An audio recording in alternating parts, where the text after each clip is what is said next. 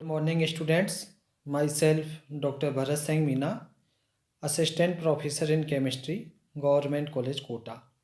आज हम P block elements के अंतर्गत जो टॉपिक डिस्कस करेंगे वो हमारा टॉपिक रहेगा आयनन विभव अथवा आयनन ऊर्जा, जो हमने प्रीवियस टॉपिक में भी कुछ डिस्कस किया था। उसी को हम टेबल के माध्यम से पी ब्लॉक के तत्वों के बाह्यतम कक्ष के विन्यास एवं उनके प्रथम आयनन विभव किस प्रकार से ग्रुप वाइज दर्शाए गए हैं वो टेबल के माध्यम से देखेंगे। और इसी के बाद हम डिस्कस करेंगे नेक्स्ट जो पी ब्लॉक तत्वों का तुलनात्मक अध्ययन का बिंदु रहेगा वो रहेगा हमारा इलेक्ट्रॉन बंधुता। और इसी क्रम में हम आगे बढ़ेंगे विद्युत ऋणात्मकता टॉपिक को कवर करते हुए हम आगे बढ़ेंगे। तो ये हमारी टेबल है। टेबल में आप देखें ग्रुप 13 के boron, aluminium, gallium, indium and thallium के बाह्यतम कक्ष का विन्यास देखें और इनके प्रथम आयनन विभव का मान देखें। तो एक ग्रुप में ऊपर से नीचे जाने पर देखिए इनके आयनन विभव का मान कम होता जा रहा है और इनके बाह्यतम कोश में एक एक इलेक्ट्रॉन है, लेकिन ऊपर से नीचे जाने पर इनके कोश की संख्या भी बढ़ती जा रही है।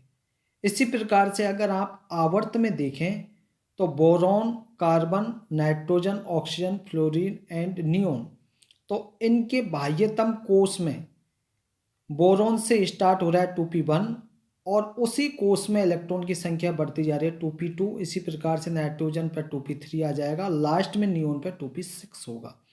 और यहाँ पर जो इनके प्रथम आयनन विभव का मान है, बोरॉन का सबसे कम है, उसके बाद कार्बन का बढ़ता जा रहा है, फिर नाइट्रोजन का, फिर ऑक्सीजन का और लास्ट में आपका नियोन का सबसे अधिक है। इस सारणी को अवलोकन करने के बाद अगर कुछ अपवादों को छोड़कर एक आवर्त में बाएं से दाएं जाने पर आयनन विभव के मान बढ़ते जाते हैं। देखिए आप बाएं से दाएं की तरफ जा रहे हैं तो कुछ अपवादों को छोड़ दें तो सभी के आयनन विभव बढ़े हैं और होना भी ऐसा ही चाहिए, क्योंकि जैसा कि हम जानते हैं कि एक आवर्त में परमाणुविक संख्या बढ़ने के साथ नाभिकीय आवेश बढ़ता जाता है और नाभिकीय आवेश बढ़ने के कारण बाह्यतम कोश के इलेक्ट्रॉन को निकालने के लिए अधिक ऊर्जा देनी पड़ेगी। अब अपवाद देखें।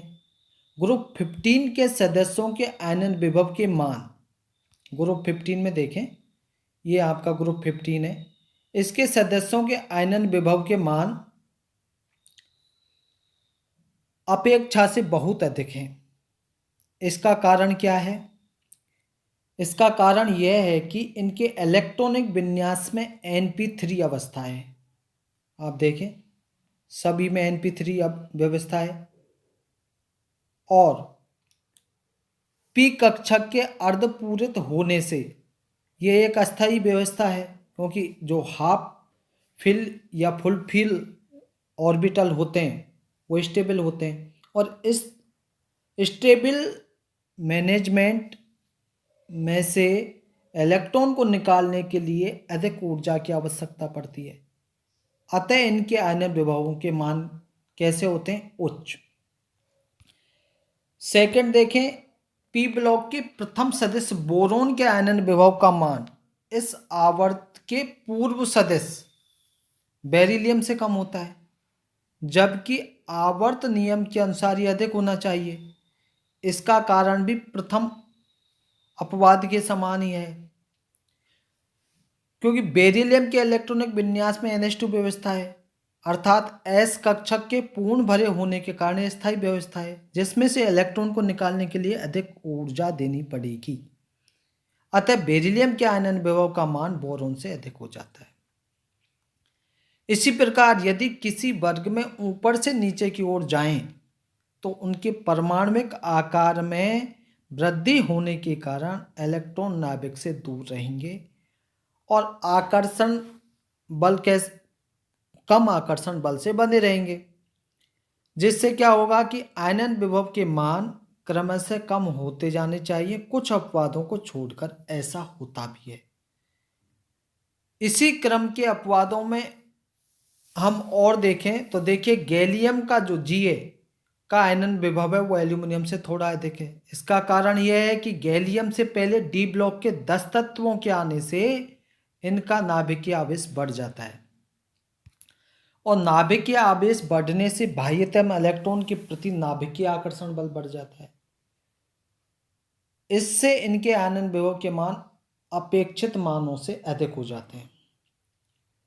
थैलियम के आयनन विभव का मान इंडियम से अधिक है क्योंकि थैलियम के पहले एफ ब्लॉक के 14 तत्वों के आने से इनका नाभिकीय आवेश बहुत बढ़ जाता है, जिससे बाह्यतम इलेक्ट्रॉन के प्रति नाभिकीय आकर्षण बल बढ़ जाएगा। इससे इनके आयनन विभव के मान भी अपेक्षाकृत अधिक हो जाएंगे। पी ब्लॉक के अंतिम वर्ग के सदस्य अर्थात हम कहें उत्कृष्ट गैसों के आयनन विभव के मान सर्वाधिक होते हैं। क्यों? क्योंकि इनमें पूर्ण स्थायी अष्टक व्यवस्था या कहें हम NH2NP6 ऑक्टेट अरेंजमेंट होने के कारण एक इलेक्ट्रॉन निकालना पड़ेगा। स्वाभाविक है कि इसके लिए बहुत अधिक ऊर्जा देनी पड़ेगी और तत्वों के परमाणुिक संख्या या आयनन विभव के संबंध में अगर देखें तो ये टेबल देखिए, आयनन विभव और परमाणुिक संख्या के मध्य जो ग्राफ खींचा गया है वो इस प्रकार से ग्राफ है। परमाणुिक संख्या कम है तो यह आयनन विभव इस प्रकार से आपको शो हो रहा है। जैसे जैसे बढ़ती जा रही है और आयनन विभव का ग्राफ इस प्रकार से शो होता चला जा रहा है। जिन तत्वों के आयनन विभव के मान कम होते हैं वो आसानी से इलेक्ट्रॉन त्याग सकते हैं और ऐसे तत्व अपचायकों की भांति व्यवहार करते हैं। पी ब्लॉक तत्वों की एक वर्ग में ऊपर से नीचे जाने पर अपचायक क्षमता बढ़ती जाती है, जबकि एक आवर्त में बढ़ते परमाणु क्रमांक के साथ तत्वों की अपचायक क्षमता घटती जाती है। अब आप देखें इलेक्ट्रॉन बंधुता। जो नेक्स्ट तुलनात्मक अध्ययन है पी ब्लॉक तत्वों का वो है आपका इलेक्ट्रॉन बंधुता। पहले इसकी परिभाषा समझते हैं कि इलेक्ट्रॉन बंधुता कहते किसे। जब किसी उदासीन गैसीय परमाणु में एक इलेक्ट्रॉन जुड़ता है, आपने देखा आयनन विभव में इलेक्ट्रॉन निकलता है, लेकिन इलेक्ट्रॉन बंधुता में क्या हो रहा है, इलेक्ट्रॉन जुड़ता है तो एक ऋणायन बनेगा और इस प्रक्रिया में कुछ मात्रा में ऊर्जा मुक्त होती है। इस ऊर्जा को उस तत्व की क्या कहते हैं हम, इलेक्ट्रॉन बंधुता, और इसे EA अथवा इलेक्ट्रॉन जुड़ने की एंथैल्पी ΔH0 EA कहते हैं। देखिए ये उदासीन गैसीय परमाणु है X और इसमें एक इलेक्ट्रॉन जुड़ा तो ये बन गया Xg माइनस प्लस EA या माइनस ΔH0, ये एंथैल्पी। जनरली एक आवर्त में बाएं से दाएं जाने पर इलेक्ट्रॉन बंधुता का मान बढ़ता जाता है और एक वर्ग में अगर देखें तो ऊपर से नीचे की ओर जाने पर घटता जाता है। लेकिन पी ब्लॉक के तत्वों में इस नियम के अनेक अपवाद हैं। तत्वों के इलेक्ट्रॉन बंधुता को ज्ञात करना बहुत दुष्कर कार्य है और इसकी डायरेक्ट कोई मेथड नहीं है। इनडायरेक्ट मेथड द्वारा पी ब्लॉक के जिन तत्वों के इलेक्ट्रॉन बंधुता के मान ज्ञात हैं उन्हें इस टेबल में दर्शाया गया है। जैसे बोरॉन है, एल्यूमिनियम है, कार्बन है, सिलिकॉन है, नाइट्रोजन है, फास्फोरस है, इनके ये इलेक्ट्रॉन बंधुता के मान दर्शाए गए। अगर आप इस टेबल का ध्यानपूर्वक अवलोकन करें तो कुछ निष्कर्ष निकलते हैं, जिसमें ग्रुप 15 में देखें, यह आपका ग्रुप 15 है जिसमें नाइट्रोजन की 31 है इलेक्ट्रॉन बंधुता और ये फास्फोरस की है -60। तो आप देखें ग्रुप 15 के सदस्यों के लिए जो इलेक्ट्रॉन बंधुता के धनात्मक, जैसे नाइट्रोजन के लिए अथवा हम कहें कम ऋणात्मक मान क्या प्रदर्शित करेंगे कि इनके उदासीन परमाणु में इलेक्ट्रॉन जोड़ने पर या कहें ऊर्जा का अवशोषण होता है अथवा हम कहें कम मात्रा में ऊर्जा मुक्त होती है। इसका कारण यह है कि इन तत्वों के इलेक्ट्रॉनिक विन्यास में हाफ फिल्ड पी कक्षक हैं जो कि स्थायी विन्यास है, अतः इलेक्ट्रॉन जुड़ने से इनकी स्टेबिलिटी कम हो जाती है। सेकंड, एक ग्रुप में ऊपर से नीचे जाने पर इलेक्ट्रॉन बंधुता के मान घटते जाते हैं। उदाहरण देखें तो हैलोजन की सीरीज में इलेक्ट्रॉन बंधुता के मान किस क्रम में घट रहे हैं वो देख लें। क्लोरीन की सबसे अधिक है, फिर ब्रोमीन और फिर आयोडीन। फ्लोरीन, ऑक्सीजन आदि ये सेकंड आवर्त के सदस्यों की इलेक्ट्रॉन बंधुता का मान अपेक्षा से कम होता है। इसका क्या कारण है? इसका कारण यह है कि द्वितीय आवर्त के सदस्यों के छोटे परमाणुविक आकार के कारण उनके बाह्यतम इलेक्ट्रॉन व जुड़ने वाले इलेक्ट्रॉन के मध्य रिपल्सन होने से सिस्टम की स्टेबिलिटी कम हो जाती है और निकलने वाली ऊर्जा की मात्रा भी कम हो जाती है। जिन तत्वों के इलेक्ट्रॉन बंधुता के मान हाई होते हैं वे क्या करेंगे, आसानी से इलेक्ट्रॉन ग्रहण करने की प्रवृत्ति रखेंगे और ऐसे एलिमेंट प्रबल ऑक्सीकारकों की भांति व्यवहार करेंगे। पी ब्लॉक तत्वों के एक वर्ग में ऊपर से नीचे जाने पर जनरली क्या होगा कि ऑक्सीकारक क्षमता घटती जाती है, जबकि एक आवर्त में बढ़ते हुए परमाणु क्रमांक के साथ ऑक्सीकारक क्षमता बढ़ती जाती है। द्वितीय और तृतीय इलेक्ट्रॉन बंधुता के मान सदैव धनात्मक होते हैं, क्योंकि उस स्थिति में किसी ऋणायन में ही एक अन्य इलेक्ट्रॉन को जोड़ना होता है। स्वाभाविक है कि ऋणायन ऋणावेशित इलेक्ट्रॉन को रिपल्सन करेगा, जिससे सिस्टम की स्टेबिलिटी घट जाएगी और इस कारण यह है यहाँ पर क्या होगा, ऊर्जा का एब्जॉर्प्शन होगा। आप उदाहरण देखें तो ये O- और ये O2- प्लस ये 844 किलोजूल प्रति मोल एनर्जी ऊर्जा, और इसी प्रकार से S- और H2- प्लस 532 किलो जूल प्रति मोल। तो इस प्रकार से यहाँ पर ये शो हो रहा है। नेक्स्ट हमारा कंपेरेटिव का जो पॉइंट है वो है इलेक्ट्रोनेगेटिविटी। यहाँ पर भी सबसे पहले हमको इसकी परिभाषा को जानना चाहिए कि इलेक्ट्रोनेगेटिविटी कहते किसे हैं, क्योंकि जब तक परिभाषा समझ में नहीं आएगी इलेक्ट्रोनेगेटिविटी के बारे में हम समझ नहीं पाएंगे।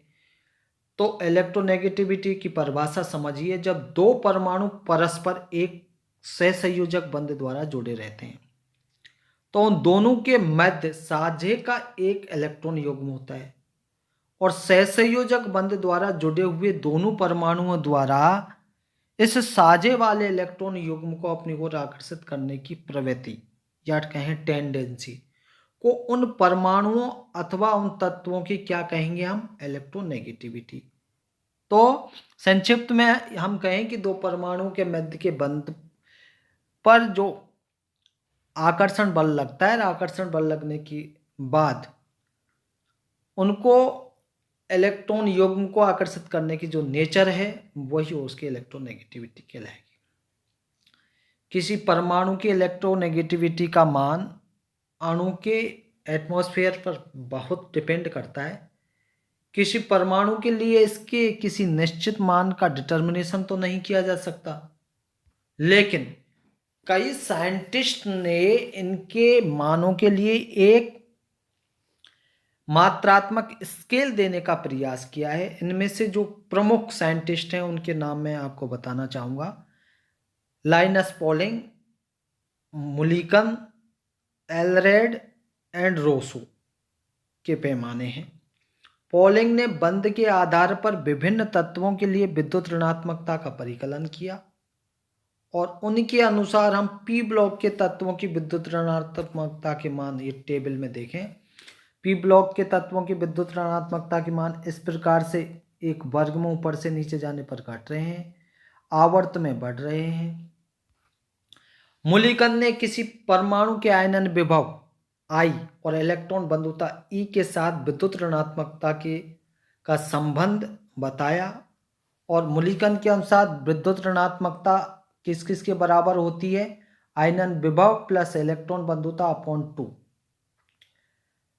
मुलिकन ने आयनन विभव व इलेक्ट्रॉन बंधुता के मानों को इलेक्ट्रॉन वोल्ट ईबी में नापा तो उनके द्वारा परिकलित मान पोलिंग के मानों से 2.8 गुना अधिक थे। वर्तमान में हम आई और व ई को किलो जूल प्रति मोल में ज्ञात करते हैं। एक इलेक्ट्रॉन वोल्ट प्रति मोल बराबर होता है 96.48 किलो जूल प्रति मोल। विद्युत ऋणात्मकता आप देखिए I plus E upon 2 into 2.8 into 96.48 बराबर इसके हो जाएगा I प्लस ई अपॉन 540।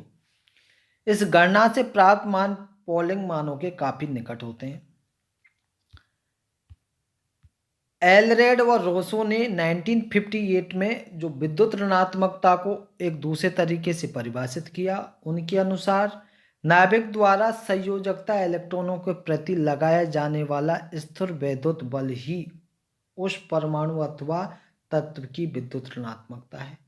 इसकी गणना के लिए उन्होंने सूत्र दिया, विद्युत ऋणात्मकता बराबर होता है 0.359 Z star upon R square plus 0.744। यहाँ पर जेड स्टार किसको रिप्रेजेंट करता है? इलेक्ट्रॉन द्वारा अनुभव किया जाने वाला प्रभावी नाभिकीय आवेश, जिसकी गणना स्लेटर नियम के आधार पर की जा सकती है। आर किसको रिप्रेजेंट कर रहा है? नाभिक व संयोजकता इलेक्ट्रॉन के मध्य की औसत दूरी अथवा उसकी सहसंयोजक त्रिज्या। एलरेड एवं रोसो के अनुसार पी ब्लॉक के तत्वों की विद्युत ऋणात्मकता के मान को इस टेबल में बताया गया है। इस टेबल में ग्रुप 13 से लेके 18 के एलिमेंट्स की विद्युत ऋणात्मकता के मान दर्शाए गए हैं। विद्युत ऋणात्मकता का पैमाना चाहे पोलिंग का हो अथवा एलरेड व रोसो का, दोनों में समानता है। जैसा हमने सारणी से अवलोकन किया, एक आवर्त में परमाणु क्रमांक के बढ़ने के साथ विद्युत ऋणात्मकता के मान में वृद्धि होती जाती है, जबकि एक वर्ग में परमाणु क्रमांक बढ़ने के साथ विद्युत ऋणात्मकता के मान में कमी आती जाती है। लेकिन चौथे एवं छठे आवर्त के सदस्यों की विद्युत ऋणात्मकता के मान अपेक्षा से उच्च होते हैं। इसका क्या कारण है? इसका कारण यह है कि तीसरे व चौथे आवर्त के मध्य 10 ट्रांजिशन एलिमेंट आ जाते हैं, जबकि पांचवें और छठे आवर्त के मध्य 14 इंटर ट्रांजिशन एलिमेंट आ जाते हैं। इस कारण तत्वों का नाभिकीय आवेश बढ़ जाता है, जिससे इनका आकार घट जाएगा और आकार घटने के कारण बंधी इलेक्ट्रॉन पर नाभिकीय आकर्षण बल भी अधिक हो जाएगा। और यही कारण है कि गैलियम की जो विद्युत ऋणात्मकता है वो एल्यूमिनियम से अधिक और जर्मेनियम की विद्युत ऋणात्मकता सिलिकॉन से उच्च होती है। लेकिन आवर्त में आगे जैसे ही आप लेफ्ट टू राइट चलेंगे तो प्रभाव थोड़ा क्षीण हो जाता है। इस कारण आर्सेनिक की फास्फोरस से और सेलेनियम की सल्फर से विद्युत ऋणात्मकता कुछ ही अधिक है, जबकि ब्रोमीन में तो यह कम हो जाती है। अब बात करते हैं हम इलेक्ट्रॉन बंधुता व विद्युत ऋणात्मकता में अंतर। इलेक्ट्रॉन बंधुता किसी परमाणु का स्वतंत्र रूप से अपना गुण होता है, जबकि विद्युत ऋणात्मकता किसी अणु में बंधित परमाणु के सापेक्ष उस परमाणु का गुण होता है। इलेक्ट्रॉन बंधुता ऊर्जा की मात्रा को प्रदर्शित करता है, जबकि विद्युत ऋणात्मकता किसी परमाणु द्वारा बंधित इलेक्ट्रॉनों को अपनी ओर आकर्षित करने की प्रवृत्ति को प्रदर्शित करता है। तो आज हमने जो टॉपिक डिस्कस किए, उन टॉपिक में हमारा एक तो आयनन विभव की टेबल को डिस्कस किया, उसके बाद हमने विद्युत ऋणात्मकता की परिभाषा और उसकी टेबल और उस टेबल में किस प्रकार से अपवाद हैं उनके बारे में, अपवाद के कारण, ठीक इसी प्रकार से विद्युत ऋणात्मकता डेफिनेशन, और डेफिनेशन में जिन जिन साइंटिस्ट ने टेबल्स दी गई हैं उन टेबल्स को हमने ध्यानपूर्वक अवलोकन किया। उस टेबल्स के आधार पर हमने अपवाद देखे, अपवाद के कारण के बारे में डिस्कस किया। तो ये हमने 3-4 टॉपिक्स को आज डिस्कस किया है। Thank you.